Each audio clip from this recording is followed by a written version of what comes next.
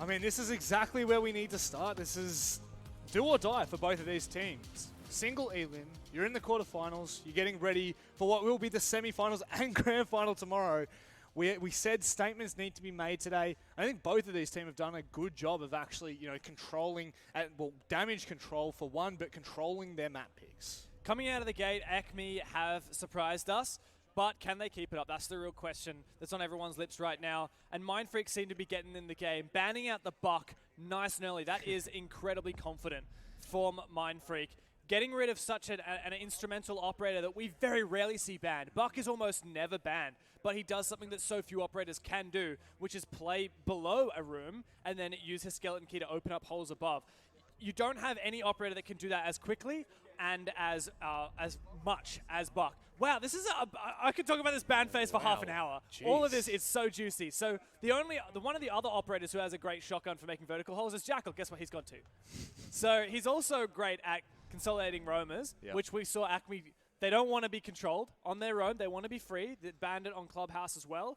And then two great information gathering operators banned on the defense, neither of which are your triple threat Echo, Maestro, Mira. So all of those are on board, but we don't have any Valkyrie cams going to be placed. Probably going to see Mozzie used instead of that in some cases, and no Pulse. Now, Pulse was used to great effect by Strider in the last round.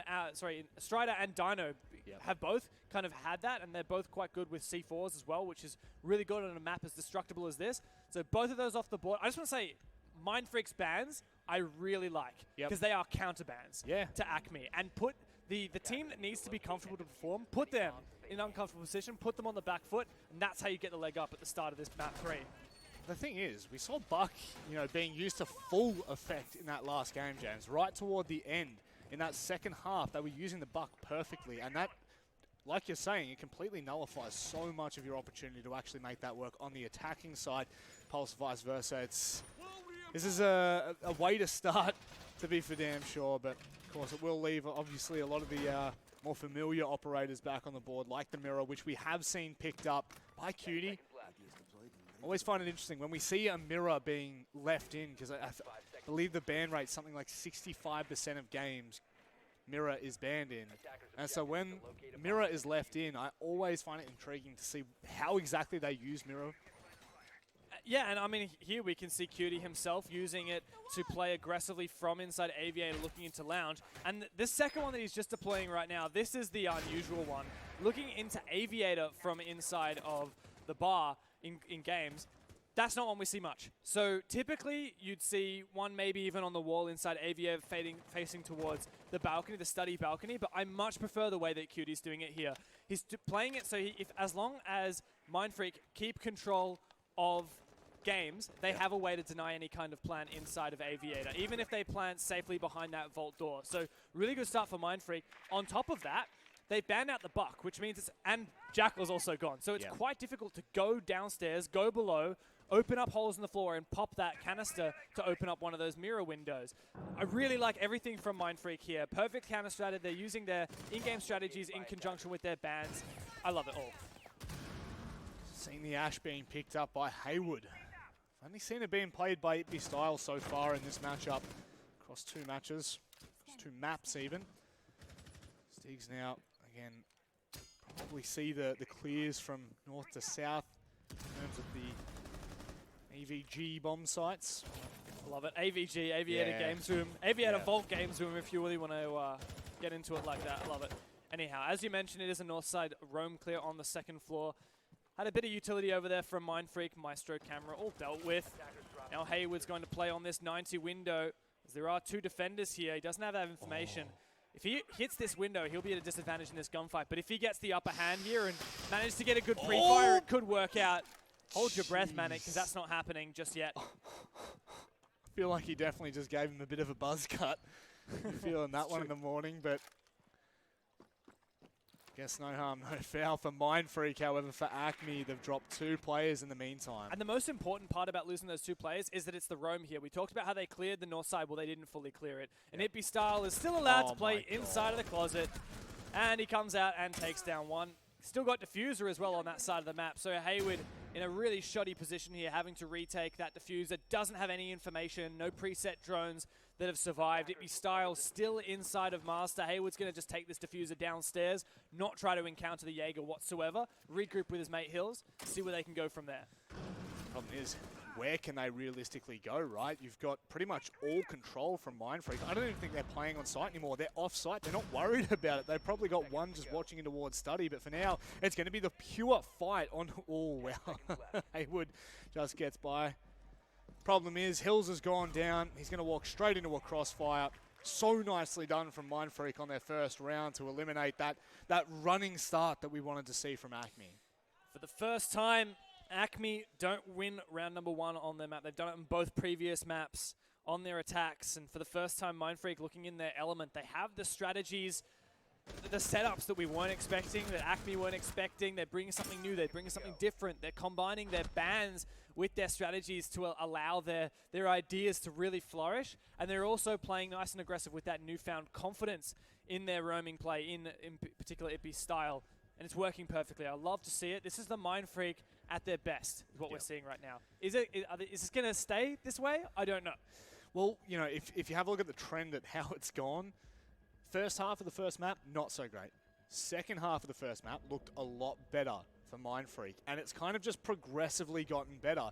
They've continued to trend on an upward trajectory, whereas ACME have kind of gone in a little bit of a curve, and it is coming down on the slight end. And we're on Villa. We're on a map that, again, we're going to say it, but it has been known to favour Mindfreak more so. So also tends to favour the defenders a little bit as well. So that should give Mindfreak an even more of a reason to feel comfortable here. Start of this game.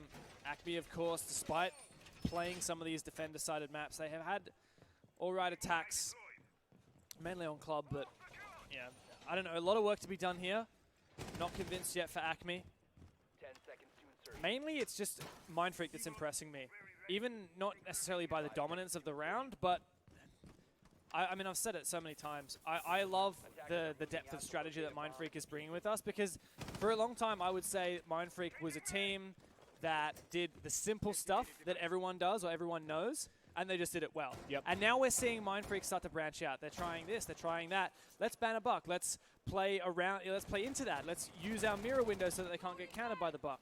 And I really like some of these ideas that Mindfreak is doing, because it's forcing ACME to think. We know ACME are good at aggression, but are they good at thinking about how to counter these strategies that their opponent is doing? Remains to be seen.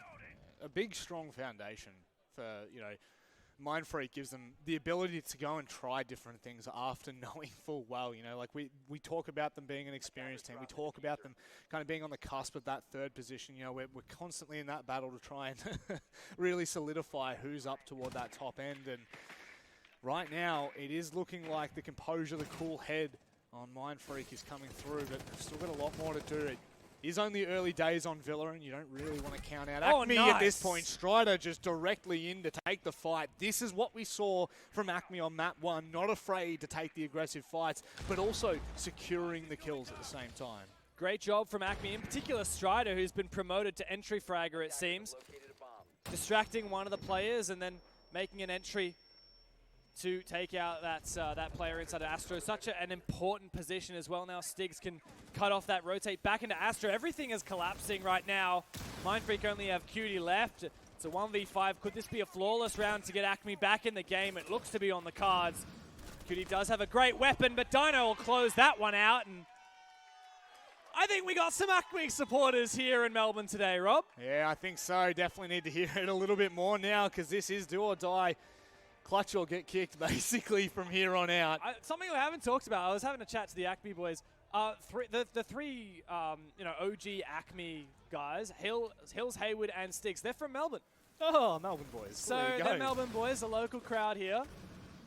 The friends and fam in the crowd for them. It's not a big trip for them. So here at the Melbourne Esports Open, getting to play in their own city is always nice. It certainly is.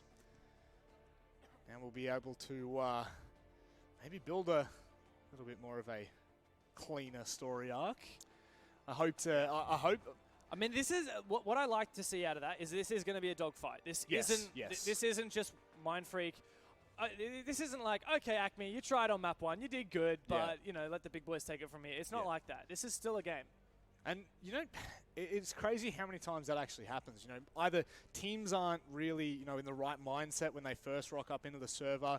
Maybe it's a better result from ACME. But how many times we see, you know, a really strong map 1 and then it kind of tapers off from 2 and then the third map's a stomp.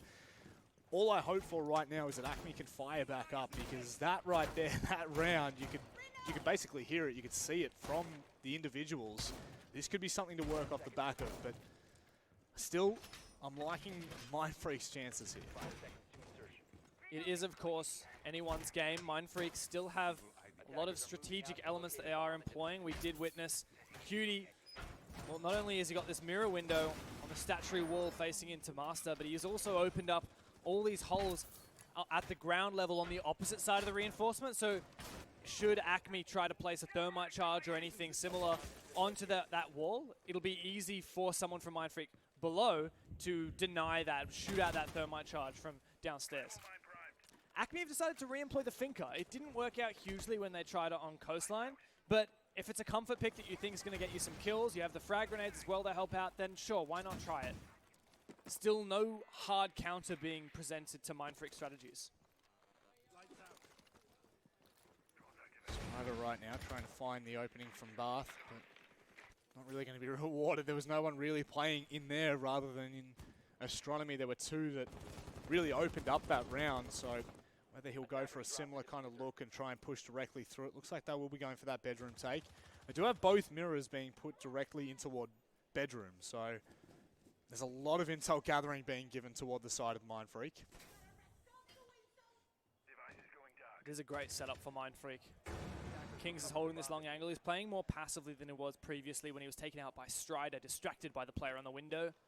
Smart move. Strider could peek into this. Jeez. Kings doesn't get those shots. Strider knows he can't line up his lifeline as easily. Risk getting taken out. Finker does. Deploy a grenade to try to find Kings. This may well work. Kings takes some damage for his troubles and peeks a bit safer.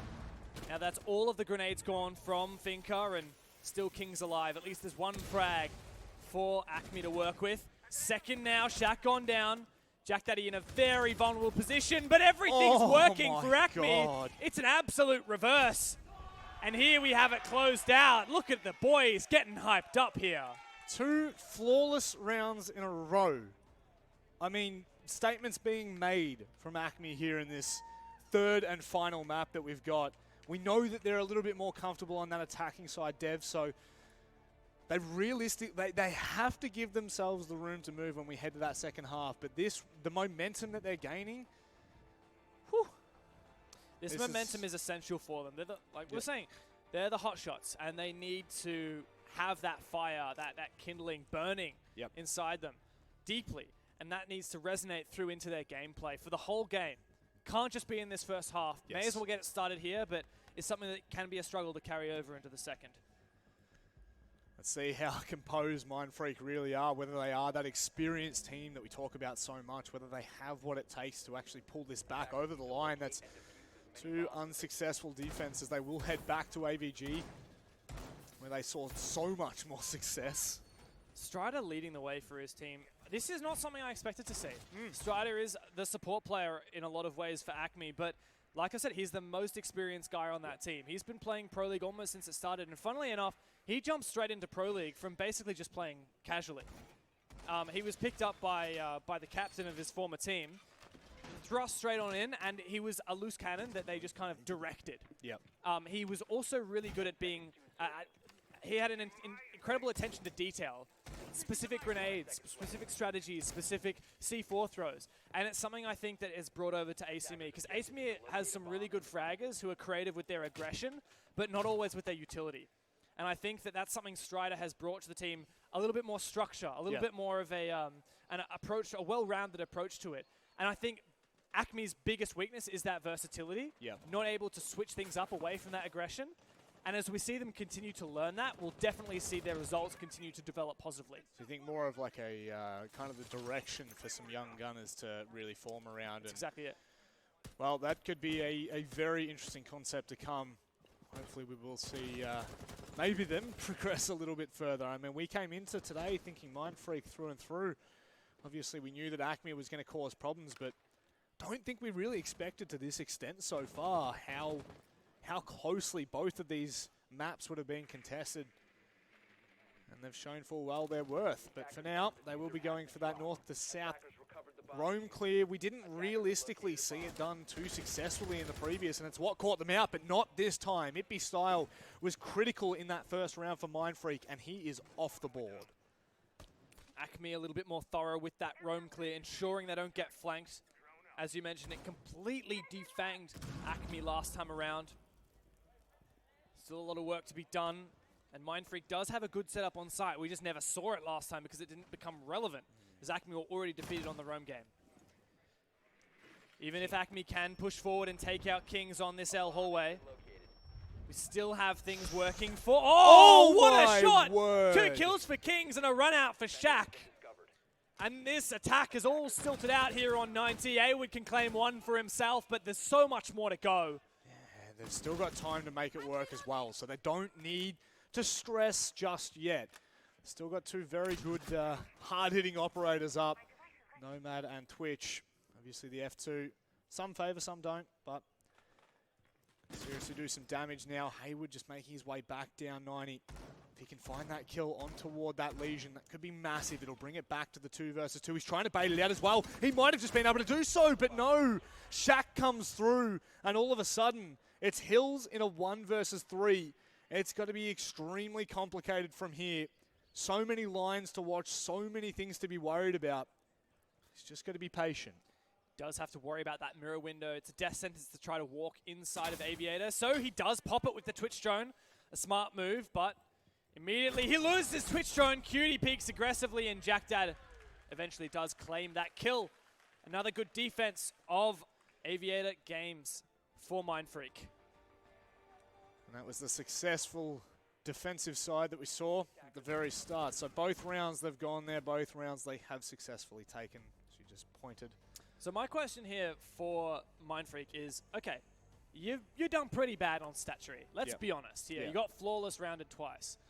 You've done pretty good on Aviator. You have a good strategy, and you've trapped up ACME in 2 different components of that. One was the roam game, one was the 90 control. So where do you move next? You don't go back to stat. Like, you tried it twice. I wouldn't go back to it. Where can you move to? Is it going to be kitchen? Come on, they're going stat. Really? All right, what is the change here that's going to make the difference? Because this is integral to the success of Mindfreak on this round. And not even the success, but let's say Mindfreak improved their strategy by a factor of 10, right? They get 10 times better. They were already in a pretty shoddy place to begin with, right? They already were getting flawless rounded. Yeah, so both. Both times. If they can claw away 3 kills in this round, then yeah, that's something. But you still got to win the game. Guess, look, maybe they've changed the operators, Mirror out, Kaid in. Yeah, partly. They're going for a bit more of a protection on that main wall. You can see they've prepared for an impact trick, opening up holes above the wall. And also they have the Kaid, so they can trick any bandit charge, any thermite charges. Be quite difficult to do with the Kaid, but not impossible. The impact grenades likely to be a key part of that. But to me, the big problem for Mindfreak was holding on to Astronomy. Yes. Kings really struggled here, and ACME has a really good way to take this. So what are we going to see?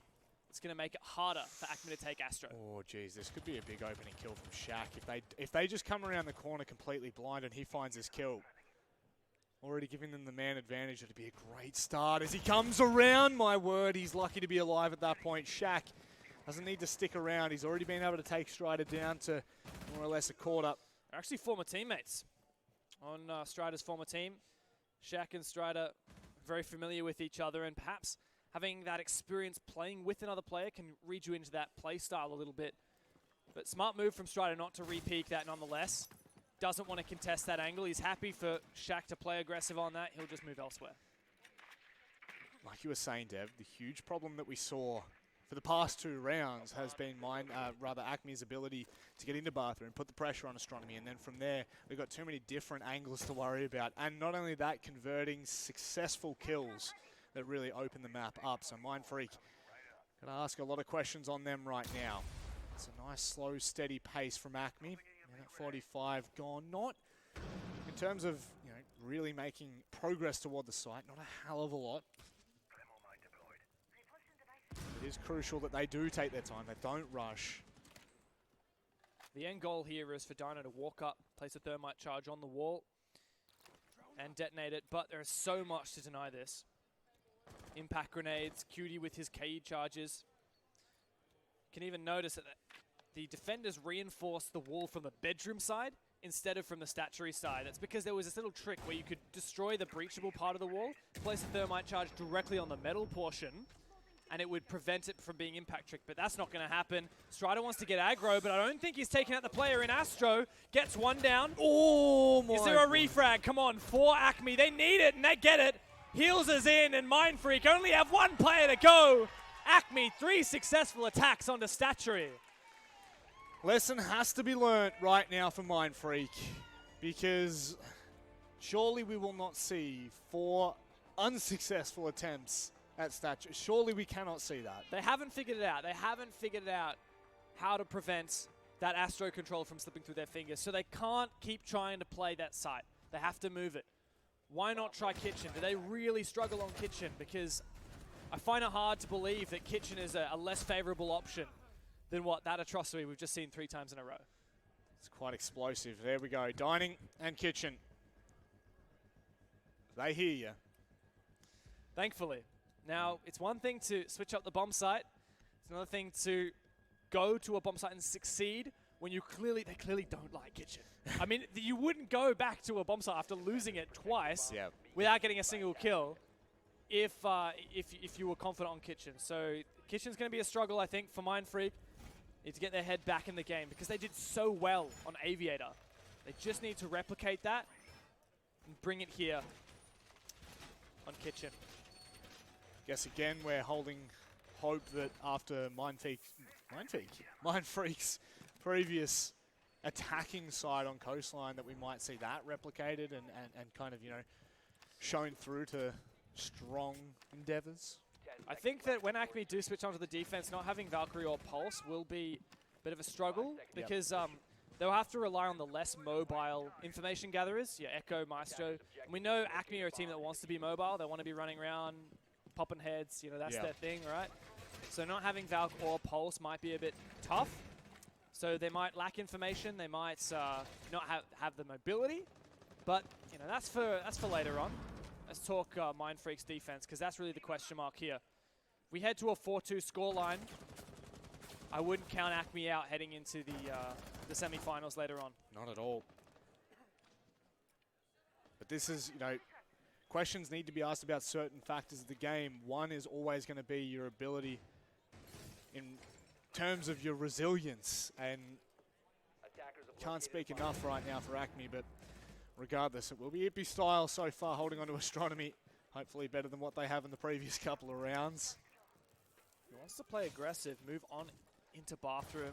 He feels desperate to find a pick, and he'll get it. Hayward's down on the floor. He can secure the kill. Is there a refrag? No one close enough within touching distance for ACME.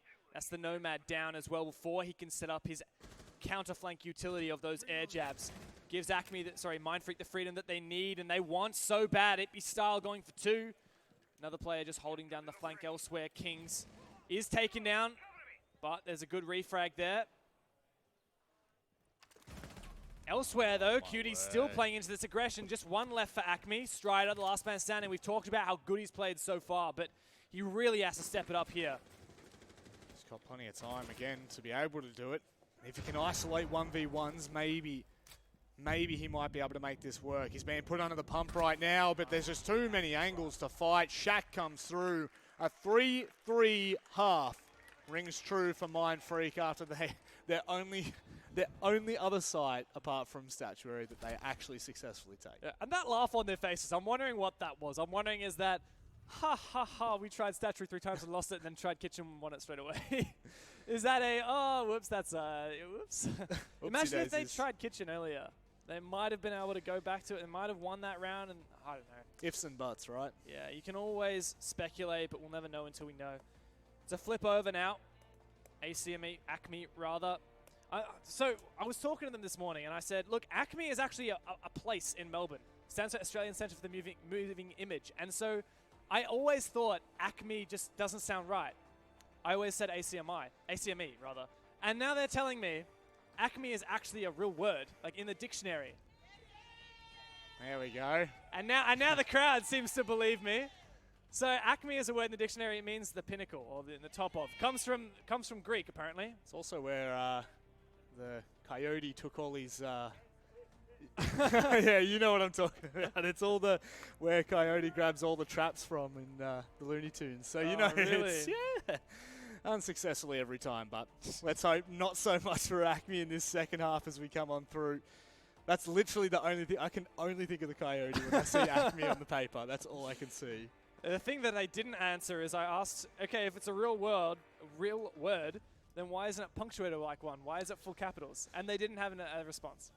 Well, so I'm not getting involved in that one. Yeah, look, I don't want to be I don't want to. They can spell their team name however they want. Yep. For those who don't know, ACME actually isn't an organization. Mindfreak is an Australian esports team. Mm-hmm. They have multiple rosters across many games. And they're quite well known in the Australian scene. Yep. ACME is a bunch of mates playing the game. They printed out their own jerseys from a local supplier. Mm-hmm. And that's their brand that they have been pushing.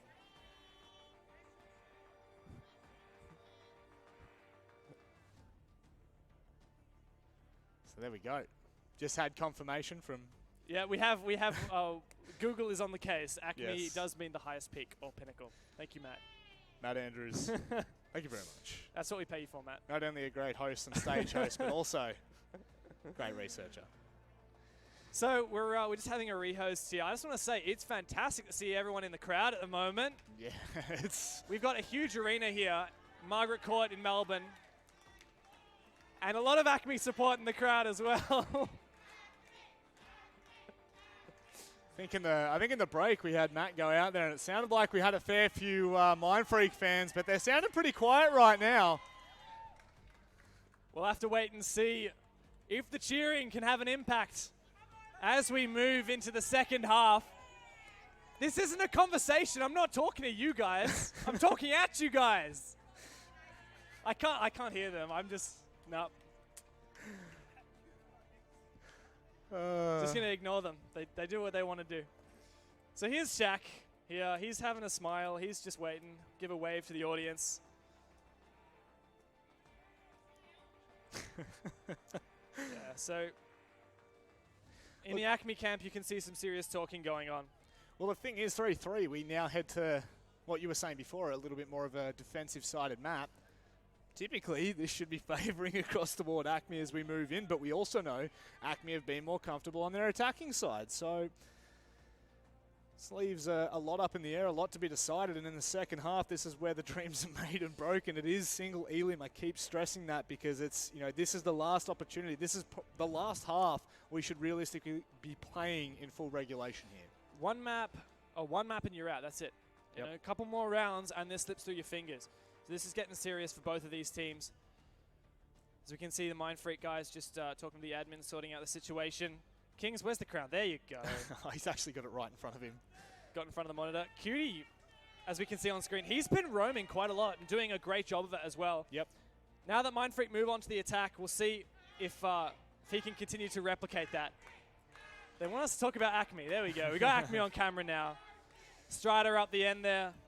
You can see these are actually all very young players. We talked about this earlier. Yes. 4 out of 5 of these players are the age of 18, which is, if you're not familiar, in order to play in Pro League, to play at the top level of competition, you have to be 18. So these players have all they've been playing passionately throughout their, you could say amateur careers, trying to grind for that spot in Pro League, which they didn't get this time around. Strider here, who isn't much older than the rest of them, he is the old sensei of the team. He's the guy who's been stepping up for these guys, stepping up in game, stepping up out of game, no doubt, and leading these guys through what is new territory for them, competing at this top level at a LAN event. That's it. You got 8 teams, right? So it's the most teams we've ever had. Most Australian teams we've ever had at a Rainbow Six event. So it's a feat in itself, right? Huge opportunity, for all of these players. And even, I hate to bring it up for The old salt in the wounds. But Rhythm yesterday, you know, like we were saying, just to get on the stage and get the opportunity to play is enough to get experience, right? We do talk about experience being such a big thing because it is, you know. It depends on how this goes, because it'll either ring true about experience or it won't. Because Mindfreak right now, we are looking to them to be the older, more mature team. But ACME have come out and given them a run for their money. I mean, yeah, it's a huge experience to be at this event, but we've seen both of these teams aren't happy to settle here. Nope. No one wants to go out at the quarterfinals. Mindfreak, that is not living up to their name, not living up to their experience. ACME, that's not living up to their fans, not living up to their hopes and dreams. And I think that both of these teams are desperate for that spot against August in the semis, which will be a fight in itself. Yep. There's another opponent to go through first. It's Mindfreak versus ACME here in the final half of the game. Still an opportunity to go to overtime. I would love to see it, Manik. Well, it's 4 rounds to win it, right? But 3 apiece, and we will definitely be heading to the OT to decide. I feel like that's the only way that we could decide at this point. It's, we were saying before, OT is where dreams are made to be broken. It really is, though. It's everything turns on its head. When we head to OT, Mindfreak wins statuary, you know? Oh, God, don't. Maybe. No, if we see them go to statuary, that's it. Yeah, that's GG, I reckon. So ACME, interestingly, they do favor this bomb site statuary, where Mindfreak couldn't muster any wins. And it goes conversely, when you understand a bomb site well enough to be able to get some good attack wins on it, when you understand how to take control of different areas, that helps you on your defense, because you understand what are the methods that the enemies can use to take us and how do I immediately counter that. So ACME are favoring this bomb site. We'll see if Mindfreak are any better at attacking it than they were at defending it. God, let's hope so. This is it, the start of the second half, and again, we've seen teams coming out swinging, but it's always the longevity of it. It's not so much the sprint as it is the marathon, and we are coming into what would be realistically the last 5 miles of the marathon. It's where a lot of the mental games start to play effect. 3 full maps have brought us here, Dev, and that surely has to start playing effect. It's a full commit to a bedroom take from Mindfreak. Looking to open up this wall of statuary. Heals, though, prepared for a bandit trick. He has all of his shock wires remaining. With those mute jammers taken out by that Thatcher EMP. Still so much to do for Mindfreak on this attack. They have utility ready for a collapse. The logic bomb will help them when they eventually go for the execute, but there's a lot of work to do before they get there. Kings wants to start opening up this wall. Thatcher grenade will have to go out, remove most of these bandit batteries. Just waiting for it is Kings. No doubt calling Cutie over to throw down an EMP. There you go. Are we going to see the bandit trick? This should work. Hills is going to grab the charge. And wow. Perfect job from ACME to hold on just a little bit longer. The logic bomb came out, but no Zofia concussion that successfully denied Hills. He still has 1 battery left. He has it to play with. Is he going to succeed in denying it once again? It's a game of bait and switch for Kings. And this is going to be an easy bandit trick for Hills. Word. Kings taken out, salt in the wound, and ACME looking to have a good start here in their defensive half. That's it, Ringa Rosie, and it turns out, look at this from Hills, pushes through to find another frag. Cutie, he is on the response, but now they're going to have to look at a bit of a different take. It's getting a little bit too awkward now. Dino swings and takes down Cutie. 2 players remain for Mindfreak. This has been such a good start for ACME on their defensive side. Incredible was Hills with that bandit, obviously, but now from here on out, what can they... Oh, actually, that nicely done from Shaq to open up and put the pressure back through ACME to maybe flush out of Astronomy, but 30 seconds, diffusers in bedroom. Not liking their chances here, Dev. A lot of work to be done for Mindfreak, just 2 players left, and Astronomy control does so much. Can Haywood hold on just a little bit longer? He spots out one, Shaq goes down. 1 player left, and this stun grenade's not going to save you, Jack. You've got to go in or you've got to save it. 10 seconds to go. Looking to rotate onto bedroom. So much to do, and really that's the end of the round. ACME a good start, good finish, and Jack's not even going to give them the satisfaction. ACME go 1 round up, 3 rounds away from the semifinals. That, I mean, like their statuary hold is It's good as better than their Mindfreak, well, right? it's better than their attack even. Like, you know, we saw flawless rounds on their attack, but even then, like, with Hills being able to manipulate the Thermite like that and keep up, you know, like, that put a lot of pressure back onto the side of Mindfreak, and they crumble right under the pressure there. We saw so much on Mindfreak's own defensive stat tree used to try to counter that breachable wall. Whether that was Arcade, impact grenades, and then what? ACME just, yeah, let's just play a bandit. And he's just going to sit there. Yep. And we didn't have any kind of direct counter to that from Mindfreak. I think the idea was to use the Sophia concussions, and it didn't work. Not even slightly. The only thing I can imagine else for Mindfreak to try would be, there's actually a skylight roof that's between stat tree and trophy above. You can't really get an angle to shoot the bandit, not usually, but you can use grenades or fire arrows from Capital. Both of those you should be able to access if you want. So maybe if later on we revisit that attack, Mindfreak can make some fixes and start to succeed a little bit better in countering ACME's attack. But we're going to head to Kitchen. Yep. In this second round. It worked out for Mindfreak when they defended it.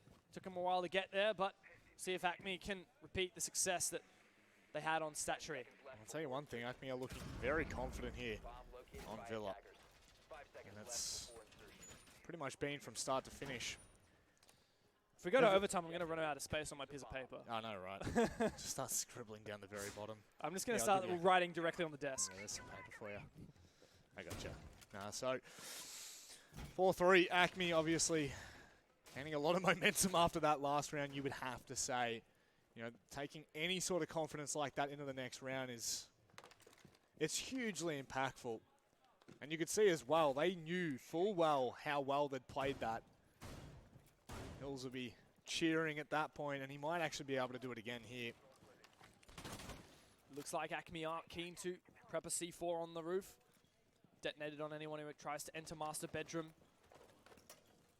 As you mentioned, Hills on the bandit will be able to bandit trick any kind of push in from the laundry direction. But for now, it's just Mindfreak taking control of the top floor. They've got to use their own eyes to scout for these Echo drones because they haven't brought the IQ. Decided it wasn't worth it, I guess, maybe because of the Valkyrie ban, or maybe they really wanted that sledge instead to open up the floor. And this is a lot to deal with, though.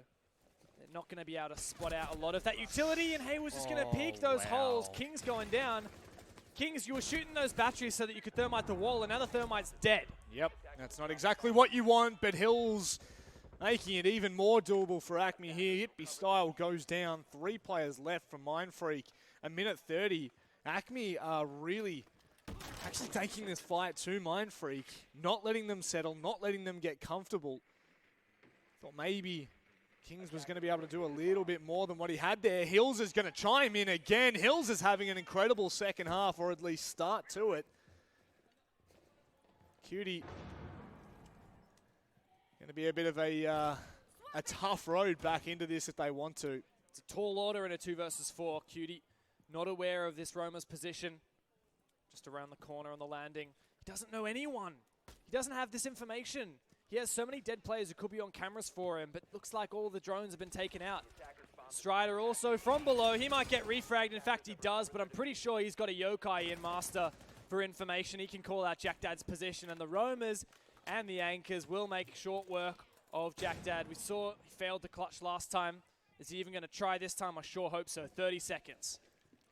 Just coming around the corner, buying himself a bit of room to breathe, but Stig's right in the corner. Now they're getting up and about because they are only 2 away from taking themselves directly into the semis tomorrow, beating out Mindfreak, which I'm sure some might have anticipated at the very start of Six Masters would not have happened. It would have had to have been an upset, but so far with how well ACME have played throughout the season, now here on the stage, almost seems inevitable. Mindfreak are the safe bet coming into this game.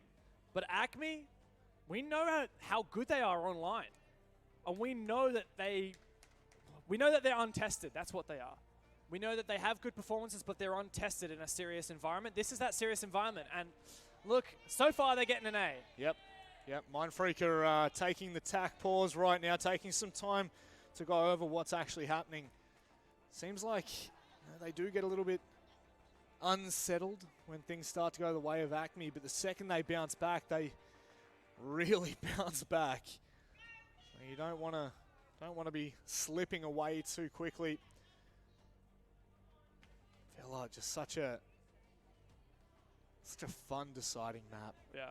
Sorry, you can really get lost in just listening to the crowd. Yeah, you can. And I think they agree.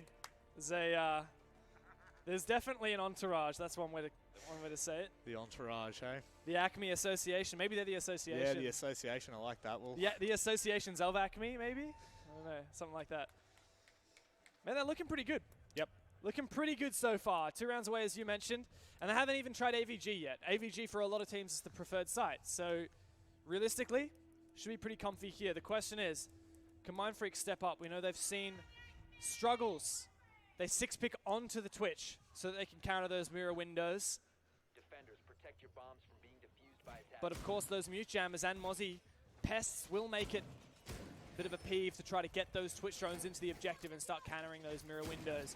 Talked a little bit about where Mindfreak placed their mirror windows. They did not place this one inside of Aviator. They, in fact, placed one facing into Aviator. So this is much more of a, I don't really want to say ranked, but like this is kind of more like what you would see in ranked, right? This is a simple mirror strat. This is, you know, just absolute basic. This is what you see. just Most of the time when mirror is picked. And it's nice idea. You can really get aggressive into study. But the main problem with this strategy is as soon as one of those mirrors pops, mainly the one that they put facing from Aviator into study, as soon as that's popped, or you open up the unreinforced wall next to it, it's really easy for their attackers, even from a distance off, to cut off all of the rotations inside of Aviator, including the vault. And this is something that Mindfreak had done incredibly well on Coastline, was manipulating the rotates and executing on them as well as they try to make their way through. So maybe, Dev, this is exactly what they want. This is possibly the best scenario for them as they head to AVG. Like you said, it is generally a pretty successful bomb site for the defensive side, and it'll be interesting to see whether or not, realistically, Mindfreak have what it takes, because they've started to crumble a little bit here. Certainly going to be difficult if Mindfreak want to take study, but you can attack this objective without even pushing study. If Mindfreak go for a full north side roam clear, which looks like that's what they're going to do, then they will be staring straight at the back of this mirror window, and Dino will be completely exposed. But there are players roaming, looking to contest that north side so far. Jack Daddy makes an entry with the Nomad. He can also prevent those flanks, but Mindfreak will hit a brick wall with those mute jammers, preventing them from droning any further. Such a viable operator. Can be quite the pain in the backside. Ooh, that's nice information gathering, compensating for the lack of a Valkyrie. Stigs, a hacked drone inside of Stat Tree or Trophy, is eliminated. But does take the information away, so now they know that at the very least there's a little bit more pressure coming through. Haywood, there was 2 of them there, so there was a trade at the very least. This is something that ACME changing up as they go. They love hiding in these tight little corners on Villa. It's not the first time we've seen it either in the first and second defensive round. They've found themselves some sneaky little angles, and that is the Sophia gone. Still many remain. They do have that north control now. They haven't pushed all the way up to 90 yet, however. Oh, that's a risky reinforcement, but it's going to work.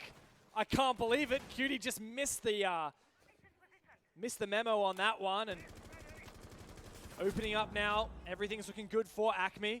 Just 2 players ready to push in. This north side control has been taken, but that's not everything you need. This mirror window is still active, and Shaq alone is taken out. That with the fuse on the study side. This is looking so good for ACME. 5 versus 2. What can Cutie and Kings do? Can they even kill the mirror? Dino's just waiting to bait him out. Surely this doesn't work.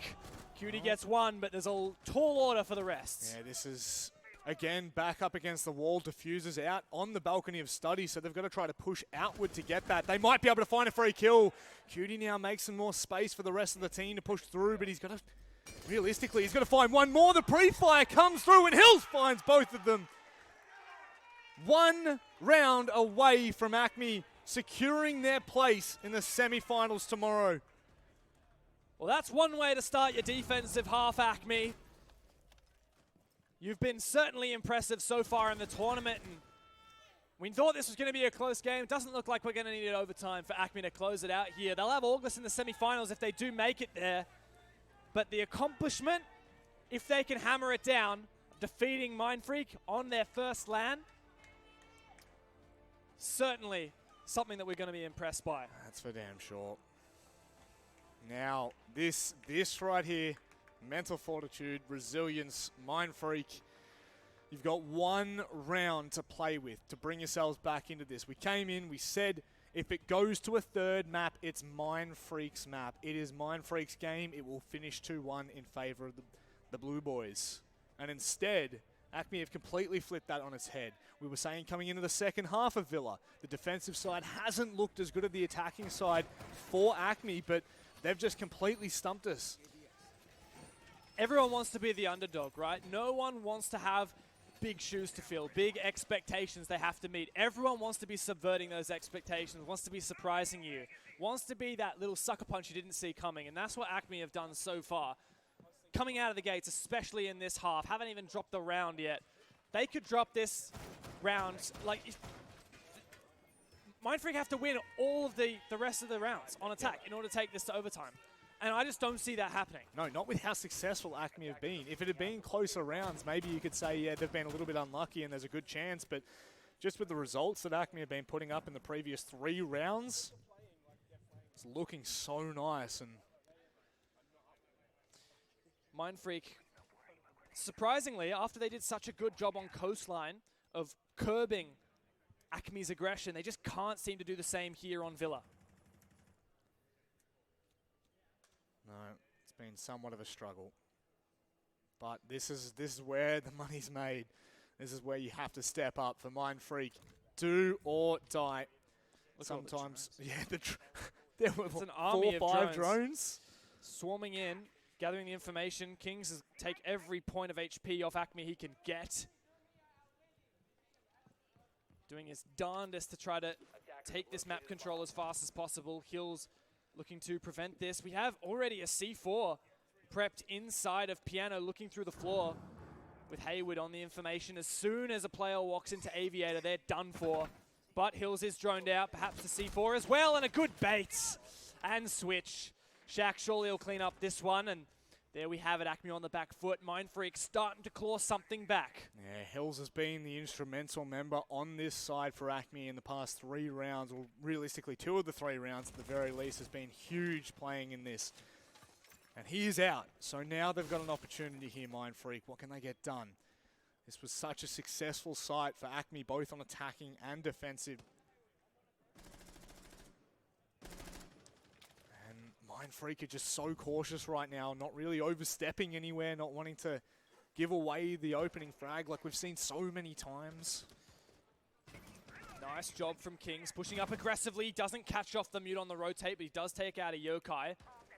Meanwhile, Shaq has been opening up that main wall. Kings wants to disable this Maestro camera. That'll be huge if he gets it done. There you go. So much information being denied, and Mindfreak's starting to put 2 and 2 together, but Dino's got something to say about it. Identifying so many player locations is Kings in such a good position as well to go for this flank as long as Mindfreak can prepare this. Execute another pick for Mindfreak. Can't secure it, but he knows it's happening, and Shaq gonna get this plant starting to go down. Kings has to protect his teammate on this plant. Strider doesn't know what's happening, and now ACME caught off guard.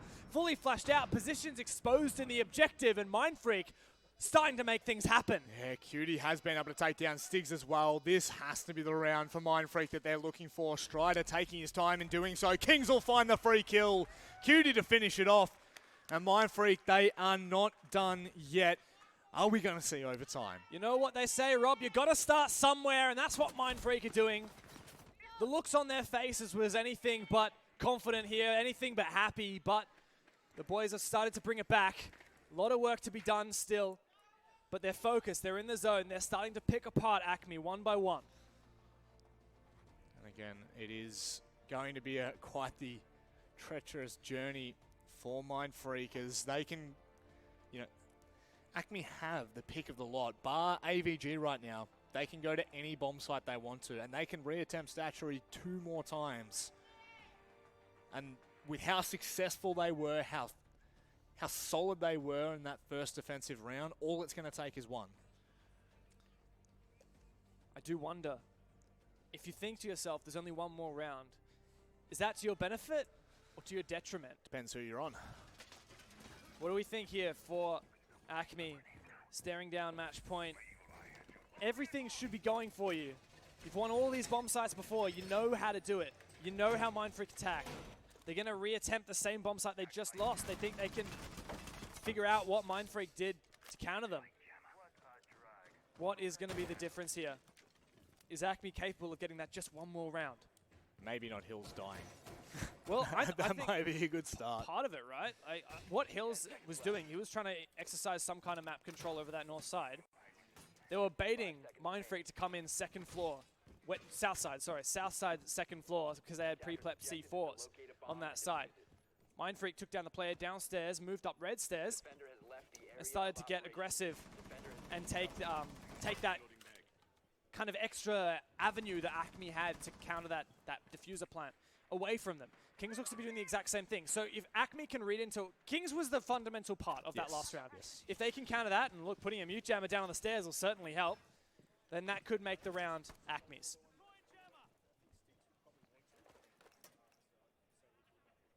Again, you're going to see ACME close on the corners there. Hills just waiting inside. Right on the outside of Statuary. Hippie Style slowly clearing out. Evil Eye gone.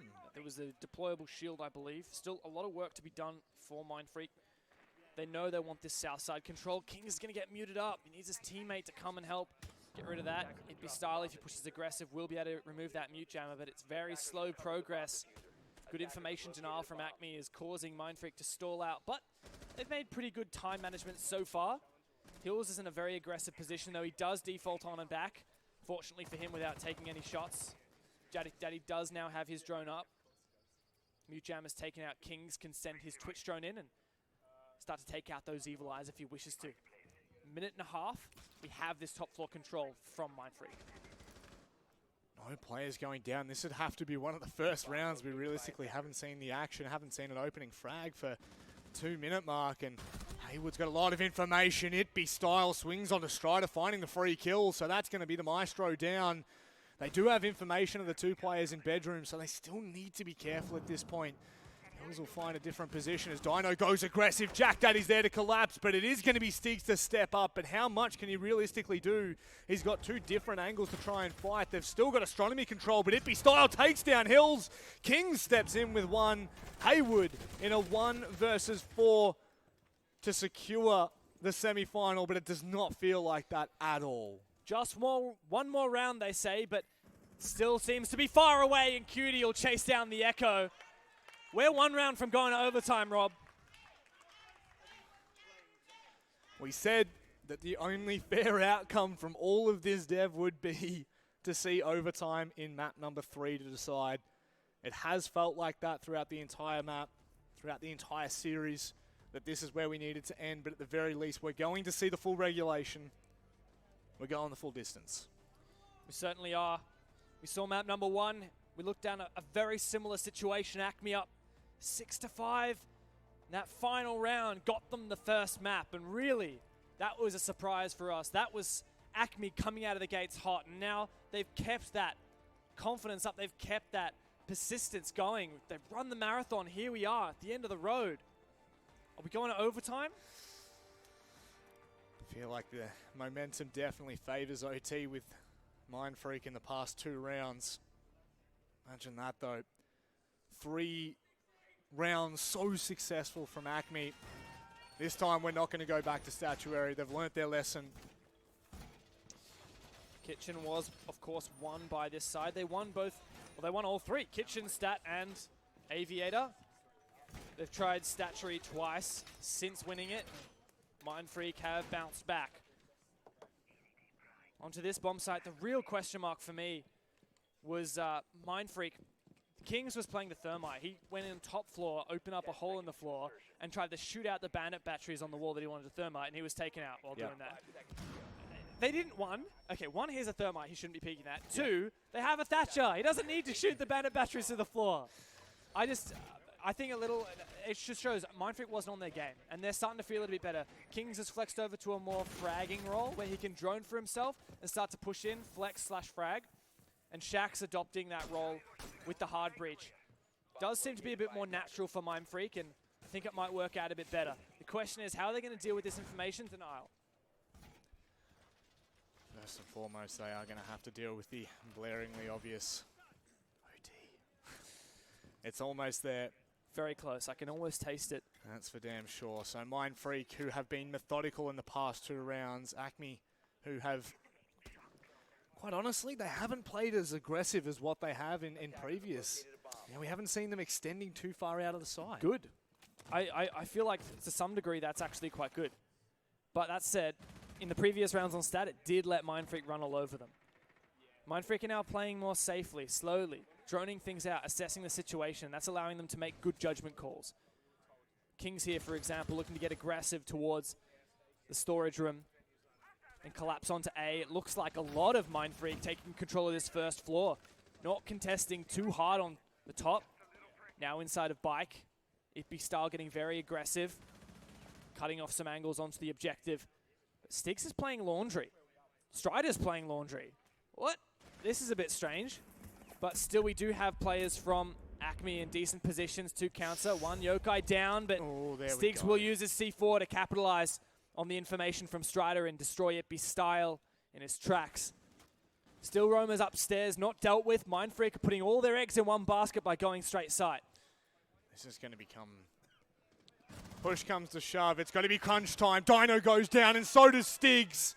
This is a huge opportunity for Mindfreak. They have the man advantage. They have a minute left. Shaq takes down Strider as well. Oh, no! Hayward from behind! He could have found 2, but he's shut down completely. And Hills, he has to do it all. He was the hero from the first 3 defending rounds. But this has to be out of reach for him. I can't watch Manic. I can't watch this. He has so much to go for. Everything's on the line. Can he save it from overtime? He has one narrow avenue onto the bomb site. Still top floor control, but Mindfreak know they don't need it anymore. They're actually going to contest him. They're worried about him upstairs. They're going to chase him down. His Hill's going to be ready for the player hunting him upstairs. He can drop, but he's going to make noise. Not sure if they hear him. He's going to have to go through the barbed wire as well. Now they have control on the top floor. Jack Daddy decides not to contest it. King's playing safe. He has a fantastic weapon. So does Hills. Hills has to find this initial gunfight to have any hope, but no, we're going to overtime. Rob, they've done it. They've brought it back. 3 rounds in a row. 1 round at a time is what we said it's going to take. Not looking at the big picture, rather than just the micro versions of all of it. And that right there from Haywood, a massive oversight right at the crucial moment. I don't know whether that was going to be enough to flick, but still, it will be a chance gone begging for them, and the pressure is definitely starting to mount. 3 rounds is all it takes. Now I've run out of space on my piece of paper. Upsetty. Got to figure out how to make that work. As do, of course, these teams. Heading to overtime, ACME had a bit of a struggle in those last 3 rounds. I mean, it wasn't because of a particular side. It wasn't because of attack. It wasn't because of defense, because they won 3 in a row. Yep. But then they lost 3 in a row. It was because Mindfreak started to wake up. And what can ACME do to bounce back? Well, I'll tell you what they could do. Take attack pause, which they're doing right now. Just give themselves some time to reset. It's exactly what we saw come out from Mindfreak, and right after, they bounced back. They found the momentum. They found their footing again. And ACME are going to have to do the exact same thing here. They need to take the breather. They need to take the time just to rest and relax, find their own mind. Because it is just a mental game at this point. 3 maps that have almost gone the full distance in each of them. And now we're headed to OT to end it. A fitting storyline for either of these teams, but we have been batting on about ACME being the smaller underdog, if there's ever an underdog. Now they're in overtime. Sticking to their defense. This does favor Mindfreak in my eyes, as Mindfreak have just had plenty of time. They spent 3 rounds struggling on their attack and 3 rounds figuring out how to counter what ACME are doing and how to play like they want to play. Mindfreak changed that. They got Kings onto a more aggressive role where they started playing more slowly, droning things out more thoroughly, starting to push more consistently, and that works perfectly against ACME. So Mindfreak have that momentum now. They're not having to switch on to defense suddenly. They're still on attack. ACME they've had 3 rounds where they can look back and watch their mistakes. They've had that tactical timeout to talk about it. Now they need to fix some things. They've decided to hold Aviator, which was their 3rd choice bomb site previously, but they decided to use mirror windows to hold aggressively inside of Statuary and control the opposite side of the map.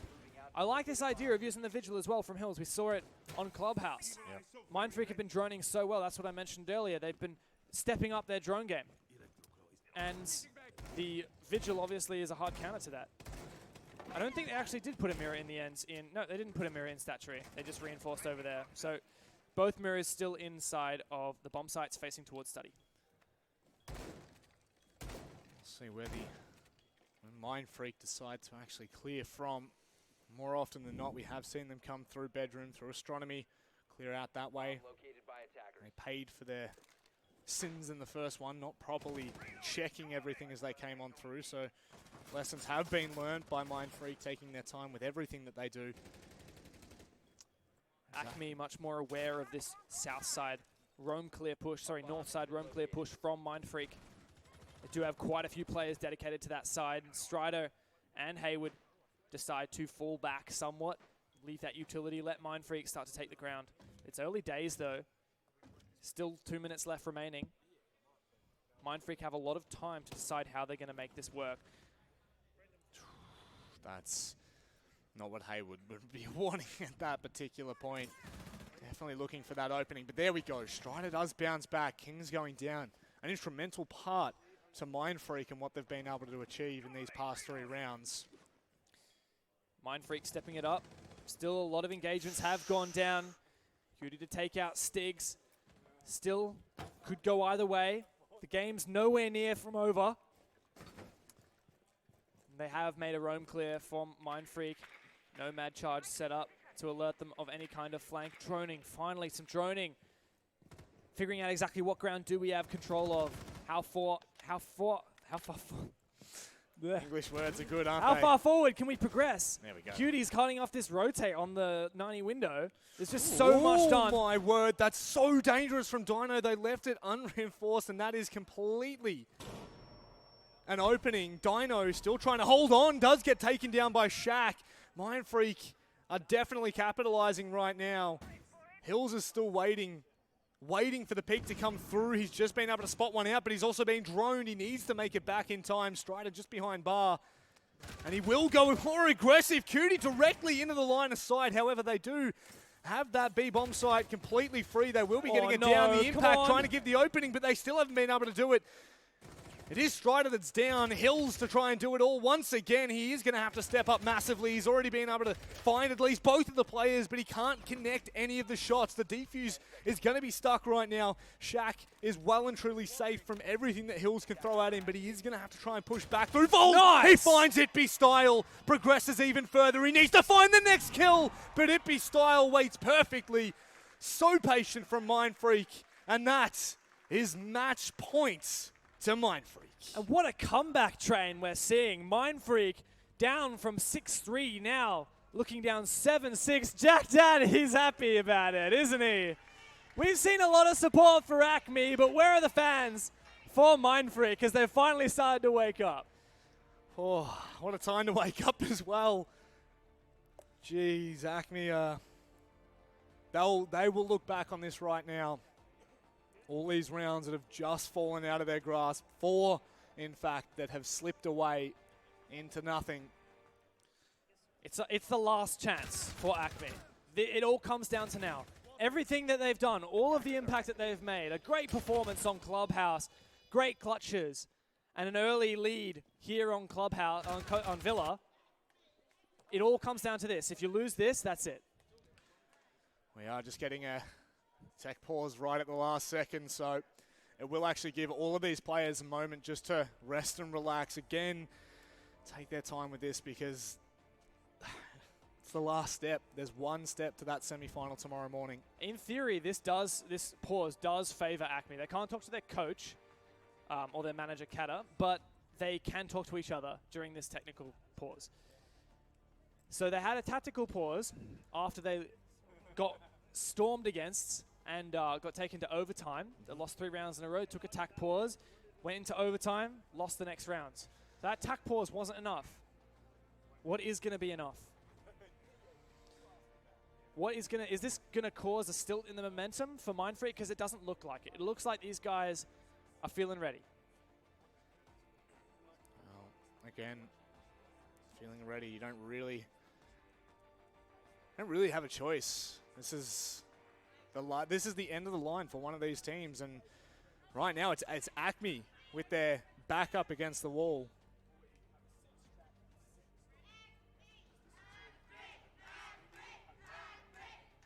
Yep, it sounds like the ACME fans are actually getting on their feet now for some cheering. Oh, no. No. The eyes, they burn. Look, Mindfreak are on a roll, and it'll take something quite powerful to stop that. It's possible. We've seen good things from both teams. We've seen good things from ACME. We've seen them play well, but this defense, something has been struggling. Certainly has, and it's so, you know, like it's polar opposite to what we said right at the start of the second half. We said, you know, oh, the attacking side was always a favour for ACME, and then all of a sudden they win 3 defensive rounds in a row, and so strong as well, and then it flips back around. All of a sudden, 4 rounds straight they have lost. I hate to say it, but I feel like those 3 rounds that ACME really did prosper on at the start of their defensive half was, Mindfreak wasn't in the server.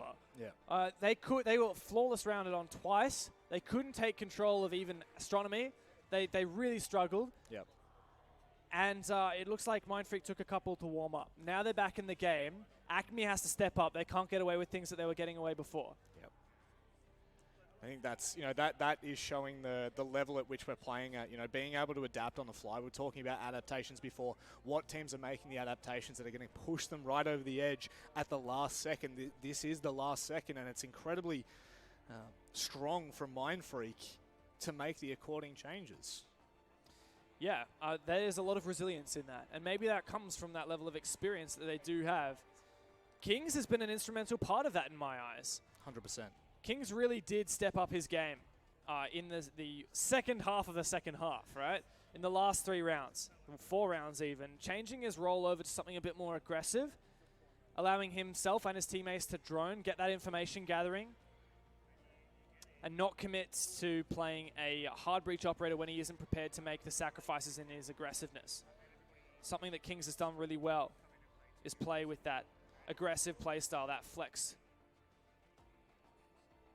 And it really does look like Mindfreak are relaxed now. Jack Daddy just chilling out, happy.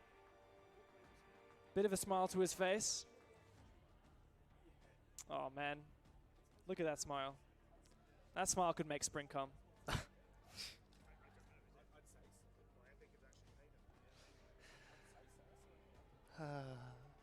Yes. Yes, it could. King Connor, Kings, played formerly for Mindfreak, the one that is now Fnatic, at the Six Invitational 2018, where they defeated Team Liquid in the group stages and made it to the playoffs for the first time ever, an APAC team in the playoffs. Kings was a part of that roster. See, yep. So he's been around the block. And the historian. Hey, there's a lot of titles that you've got at the moment. We've got the beautiful camera work onto these players. Someone's got to talk about their beautiful faces. That's very true. That's very true. That's going to be you. Maybe. That's your job. But ladies and gentlemen, we're back into it. 1 round. It's all on the line right now. Mindfreak are so close to securing that semi-final. Oh no. Someone's let Hills out of the cage because he's playing with fire. He gets on the Lion and then 6 picks the Blitz.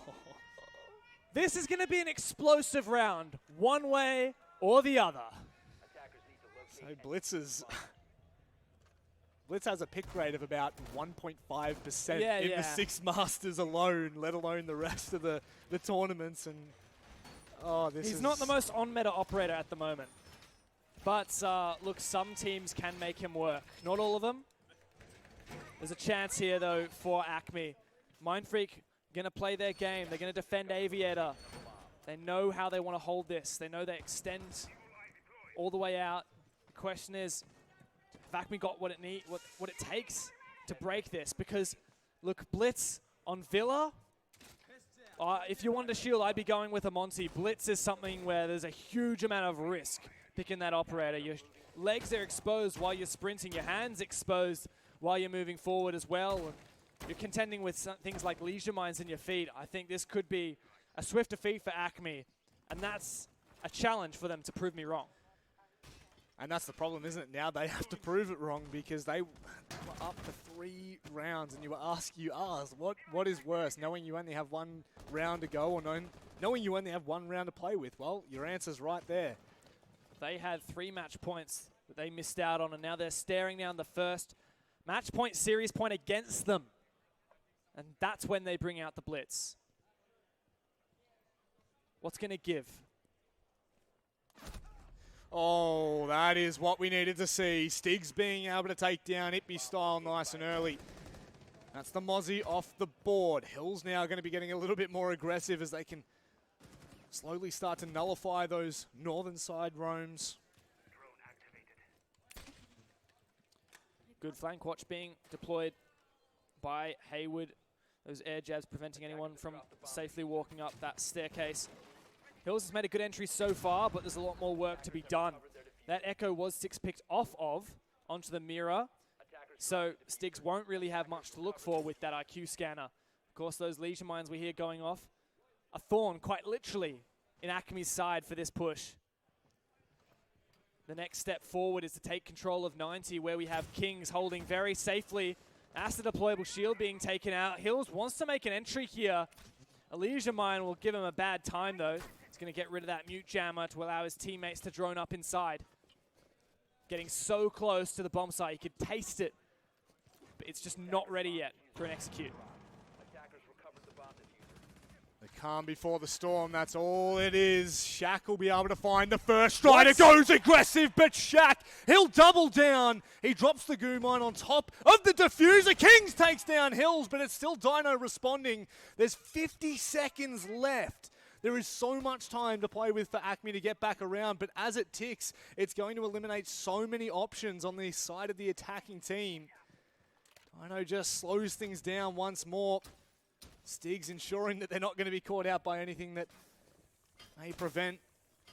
Just a few breaths left in ACME. 2 versus 3, but still doable. Both mirrors are neutralized, but there's Jack Daddy for 1. Stiggs versus 3. On match point, 20 seconds. Give us your best shot, mate. Leisure mine in his leg. All he can do is try his darndest. He's going to enter with the 5-5-2. Can he even find one? Peeking on out. It's all led to this point. Can't get the diffuser down. Mindfreak so close they can taste it. And they're going to the semi-finals to face Auglis. Jeez Louise, it took so many rounds. It was nearly full regulation in every single map. A decider only in overtime of Villa. And this is where we end up. Incredibly well played from ACME, it's got to be said. We can't really, brush them aside by any means. They took it the full distance, but they had such a good opportunity in that one. Absolutely. ACME on their LAN debut have impressed. They won the crowd, and I'm sure they won the hearts of many of our viewers, but they haven't won the match. That's Mindfreak, who have stepped up, claimed that title, and they're going to face their longtime rivals of Auglis, the old blood of ANZ, in the semifinals tomorrow. Jeez, that's exciting. Definitely exciting times ahead for that semifinal. We've now shaped half of the semifinals that we've got to be played tomorrow because we've still got 2 matches left. I'm so excited. Yeah, anyway, I can't believe that we're just starting. I know, it's just the beginning of all of this, but it can't be talked about enough, the resilience that Mindfreak have shown. That's 5 rounds straight, Dev, after being down 3-6. That is a phenomenal effort to bring it back, to have it so close for so long and still be able to bounce back after that. Commiserations to ACME. The young blood came out hot and on fire, and we really thought that they were going to take map number 3 for such a long time, but didn't have what it takes in the end. So close, and well, this is certainly an experience that's going to stick in their minds. This is very early days in the career of these players. A lot of time to think about what their next move is, their eyes on the next prize. the next tournament, the next Pro League, the next Six Masters. And they've had an accomplishment here today. That's it. Accomplishments are, they mean the world. Good opportunity for some experience. But we do have Matt Andrews standing on stage with an interview. Thank you guys for taking us through that incredible match. We knew it was going to be great here at the MEO, but oh my God, we'll get all of it in there. Ladies and gentlemen, Mindfreak are in the semi-finals. And let's give some applause to ACME as well. I knew, Jack Daddy, you would be there with that. Incredible, incredible play from them. And you were saying just now, the support that they've been getting here, it's been a fantastic environment to be in. Yeah, I love seeing the support for ACME right here. The cheer squad right there is awesome. I was actually hearing it a bit through the game, but yeah, good stuff. Yeah, you did your job, and your boys did you proud. But it is Mindfreak who are going to be playing in the semi-finals tomorrow. Let's talk Journey, Jack Daddy. Let's go back a bit, and it's a while ago now, so I appreciate it might be hard to remember. But before that even started, honestly, did you expect an easier game than you got? Oh, absolutely not. I mean, these guys are here for a reason, and because they're an insane team. Yeah, it was a bit harder than we thought, but I'm so happy we got there in the end and persevered, got through it all, and eventually got the win. Yeah, so perseverance is a very good way to explain it, because you were one map down, of course, then we go after the second, and you pulled it back. Wasn't all yours. 7-5 and 7-4 is how we got to that stage. But after that second map, you looked so much more relaxed as a team. Everybody was looking a bit happier, as ACME were very much focused, like, right, we've got to turn this around. And they did. So you were 6-3 down. You were match point down on Villa. What happened? What did you do as a team to turn that around? It was pretty hard seeing that we're 6-3 down, so we just all buckled up, pulled our heads in, just really focused, started playing more as a team. Everyone was playing a lot better than before. That's basically it. And once we were getting rounds, we got the momentum up. So from there, it just kept going and going, and eventually got the win. Yeah, you do look like a momentum team. That second map, you just stacked up rounds, and ACME didn't seem to know how to stop you. But what then can you do to put yourself in a better position, rather than one you've got to fight back from? What can you do to start getting those rounds from the start? I think a lot more practice, because, I mean, we've been practicing so hard with this lineup. We've had a boot camp out here for a week with Mindfreak. Thank you for that. Just more of that, and like once we get the nooks and crannies of every map down, because we're still sort of, you know, going through that, it'll be easier to secure better wins. Okay. Yeah. You're a team who are known for getting the basics done well, but you still reckon you've got learning to do at that level? Definitely, definitely. Always learning. Meta changes all the time. Player changes, our mood, everything. It's always changing. So, yeah, always stuff to learn and to improve. One more question for you. You've got Auglis in the semi-finals, which is a little bit of a classic around these parts. So you guys, there they are indeed, yeah. You happy with what you've seen, Auglis? What am I going to get from trying to get a read from them, Jack Daddy? What do you think about playing them tomorrow? Oh, I look a bit scared. No, I'm just kidding. No, there you go. Go on, give it. Yeah, it'll be great fun to play them. Hope we have a good game tomorrow, guys. Yeah. It's coming. First semi-final tomorrow. It'll be Auglis and Mindfreak who win it today. Congratulations again, Jack Daddy. Let's have a look at that amazing journey that got you there.